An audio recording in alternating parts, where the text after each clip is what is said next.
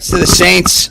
Our guys battled, but you lose Matthew, you lose Ty and Secchi. It makes it challenging. I thought Bryce came in there and did some good things, and we were able to get the run game going. I thought the 2-minute drill at the end of the half was a positive. There were some good times where we got some stops defensively, but just not enough. That first drive of the second half ends up hurting you, and overcoming some of those things. Just really the truth is it becomes a real challenge. And it changes the way that you're able to really operate. But there were some chances, for us to be able to do some things or get us back in that game. And, even on the one touchdown they had to Olave, Aaron does a great job of winning quickly. And, Dalton gets it out, and, we're just not right in the position on the back end. But you don't take away credit from those guys. And, that's where we're at right now. Sean, Matthew Stafford didn't come back in the game. Has he been diagnosed with a concussion? No, not yet. Not to my knowledge. I don't know the answer to that yet.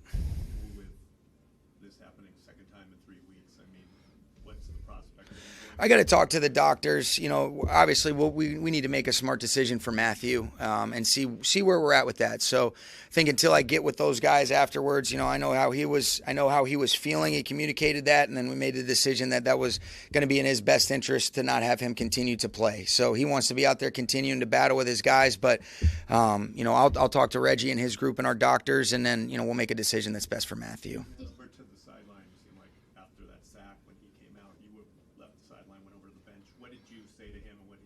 I was just asking him, what did he feel? And we were just kind of having that dialogue, and he communicated that to me. And then, we go through the checks and balances. And then that was when we made the determination it was best to be able to not have him come back in the game. If you have to go forward the rest of the season or next few weeks without him, what is that? I think I think probably too soon for me to be able to answer that one for you, Gary. But, there's a lot of things that, we're working through that are, I would say, unprecedented. And, what I do appreciate is the way the guys continue to battle, continue to try to compete. And, and we're going to coach these guys up that we've got. But as far as it relates to Matthew, we're going to be smart for him.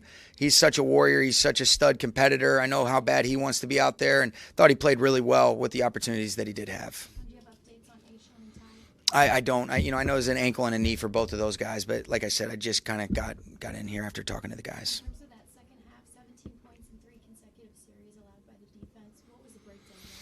It's different narratives, but there were some opportunities, like the one that I mentioned to Olave where we end up winning. We just, end up getting beat on the back end. And until I go back and look at the film, it's hard for me to really say, they were able to get some drives and sustain some different things. So it's not one thing in general. There was a handful of different things, and, we've got to be able to execute better there. Yeah, I think what you do is you're realistic about, hey, let's continue to battle, make the most of the opportunities when they are presented. Let's look at the film and let's be honest with ourselves, and then, let's see if we can just get guys to play as well as they possibly can. And, the amount of moving parts that you have, sometimes does challenge it. At this point, it's not an excuse. You're just saying this is the reality. And, that's where we're at, and that's what you tell those guys. You've talked a lot this year about there being a lack of complementary football in this game. Mm-hmm. Offense starts to put things together. This time around, it seems the defense is struggling to prevent touchdowns.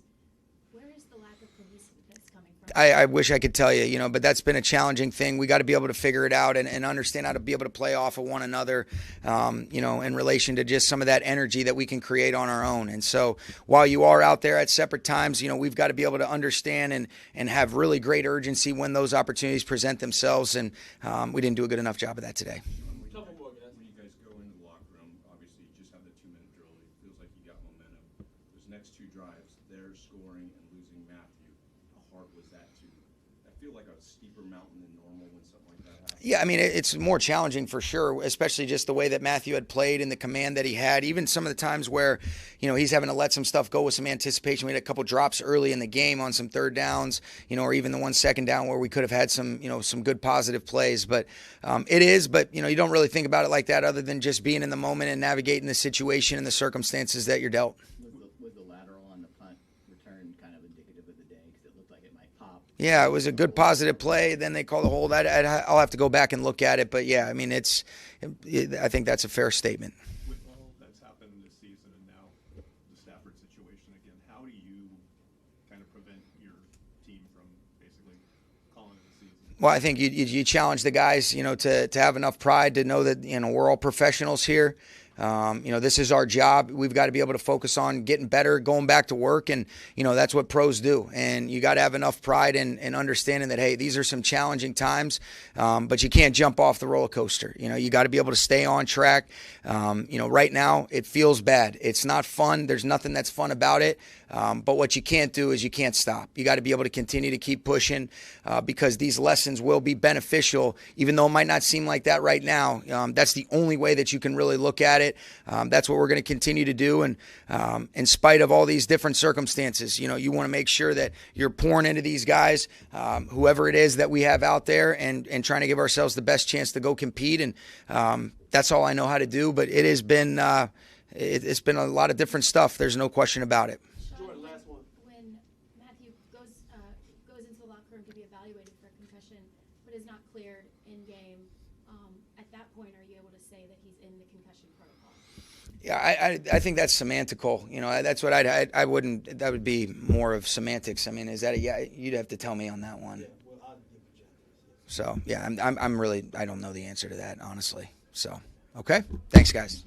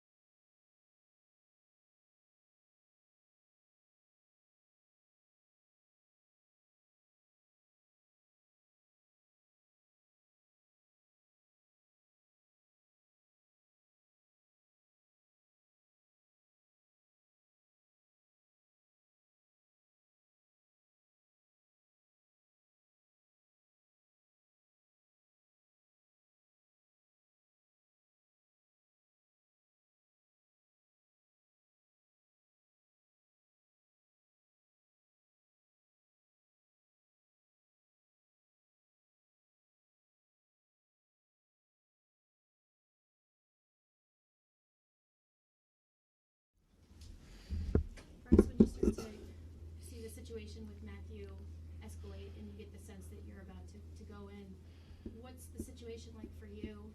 How do you make sure you're ready, and what was your message in the huddle? Yeah, watching Matthew go back there, really, he's tough as nails. So when he went back there, I was like, okay, he's gonna go back there for a minute, come back out, and then he started staying there a little longer than normal, and then just started getting ready.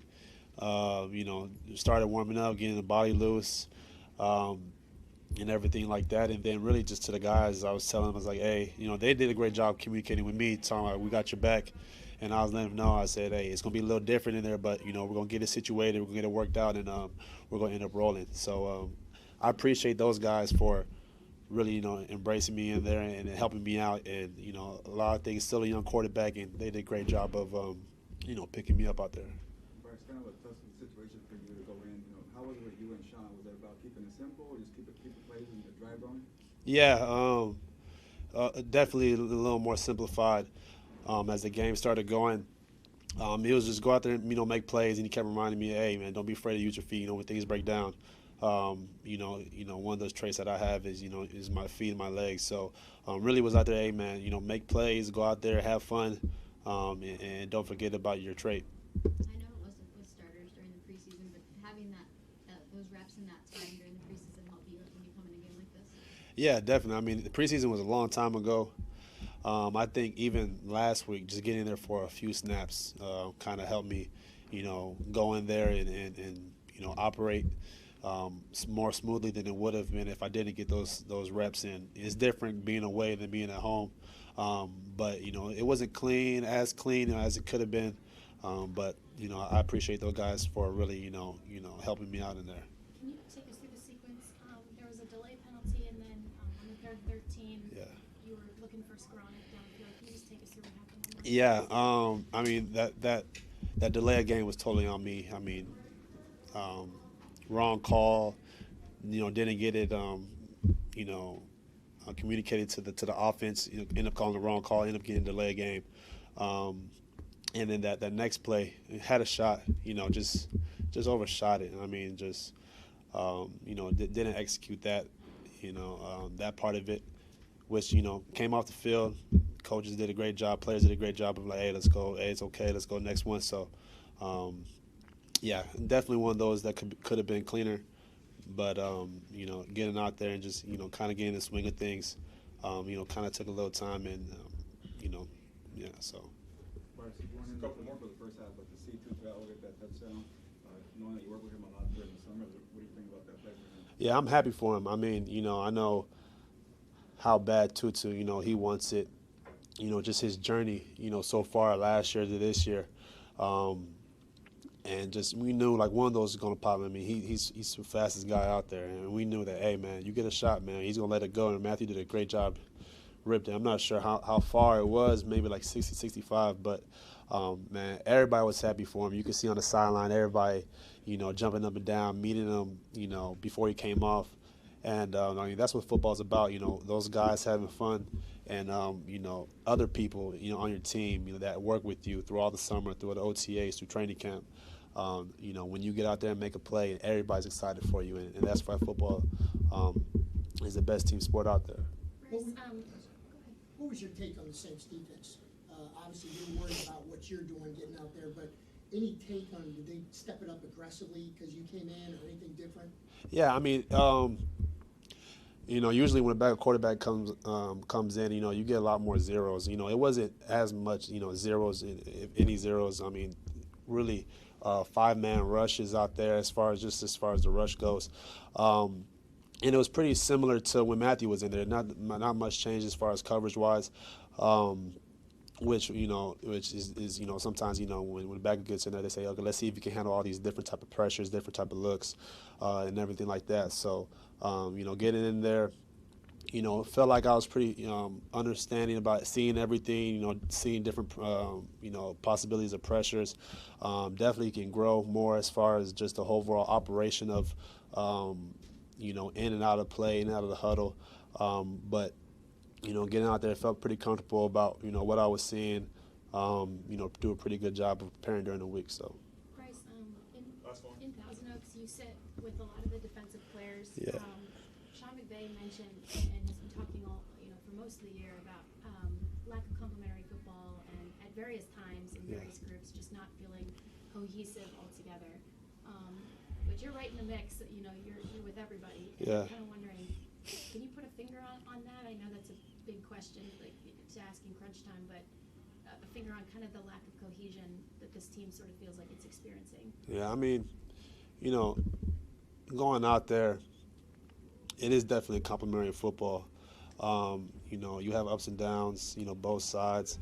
And it starts, when one side does good, we feed off the other side, and it's just kind of, getting our rhythm. I think we got to get our rhythm, start making plays, stop, getting negative plays so early on in the downs.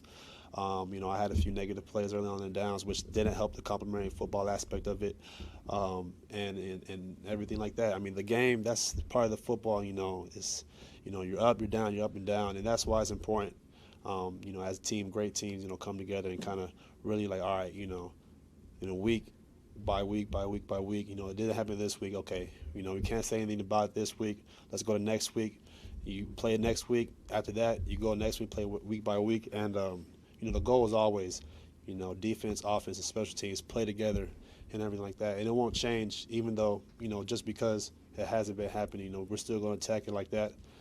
The guys are great in the locker room. If you see guys talking, I mean, offense and defense, it's a fun time. And just being, a part of that is great too. So although, at times, we kind of, stall on offense, different things back and forth. We're not going to stop fighting. What's that? Thank you, guys. Thank you.